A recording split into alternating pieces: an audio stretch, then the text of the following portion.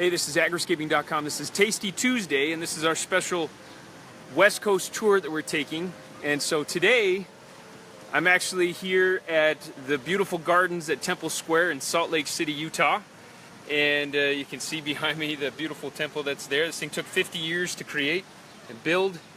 A lot of pain and toil went into it. A lot of great pioneer stories that went through this area. A lot of rough and gruff working off the land. I mean, these people came here and had to live off the land from day one. There was no trains, there was no planes, there were no shipments of anything in order to get life to happen in this interesting land that we have here in Utah.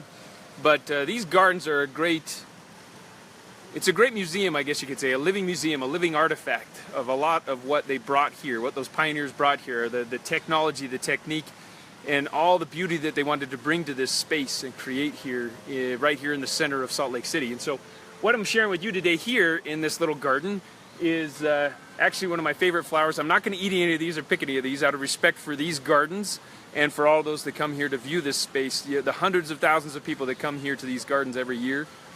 This one right here, this is a daylily, and one of my favorite ones here at the gardens, because this is one of my wife's favorites. So in terms of a tasty flower, this one's actually a pretty tasty flower.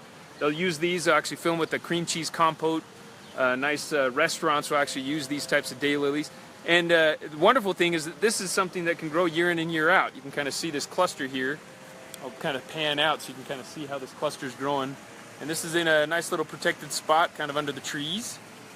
And each of these are growing from a little tuber under the ground. And that tuber continues to put out more shoots, more flowers. You have replicating flowers. Got different colors around this area as well. I know there's some yellow ones over there I might go and check out. What I also want to show you, this is actually the first day of summer. Begins at 10:30 or so p.m. in the northern hemisphere today. And yet we're growing a lot of great spring plants here in the Salt Lake City area. And behind me, I wanted to show you this wonderful big tree. That tree that's behind me there, that's actually a chestnut tree with a lot of wonderful chestnuts that are starting to grow on it. And if you've never had a chestnut roasted at an open fire, try it out. Beautiful, wonderful plant. You also see inside this garden here, we've got a bunch more edible flowers like the petunias. So I've got this beautiful, this is actually the same sugar daddy petunia that I have in my garden back home. And then we've also got some parsley. So you can see back in there some parsley. And as you're viewing this, feel free to comment on what other edibles you see that are growing in this space. There's a lot of different varieties of petunias back in there. And as I walked through the gardens, I found a lot of great surprises of edible flowers that you can have in your garden. Now, as we get into summer, these things need more of a protected spot, just like these daylilies have. As it gets hotter and hotter, I know my family back in Arizona and everybody back there, they're experiencing 122-degree heat today. And I'm so glad to be here rather than there at the moment. But there's still great microclimates that you can add to your garden that helps you grow a lot of things, extend your seasons, and add beauty to your space, even in the crazy heat of the summer. I know we've got a lot of sweet potatoes growing right now back home. Those things are thriving like crazy. We got a lot of watermelons, and we've got pumpkin growing as a nice ground cover. We've added some more small leaf clover instead of grass in some of the areas where our winter overseeding has kind of gone away.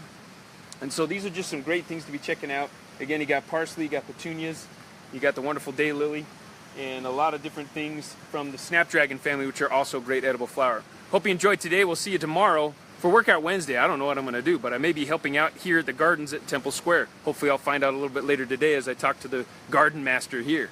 So we'll see you tomorrow.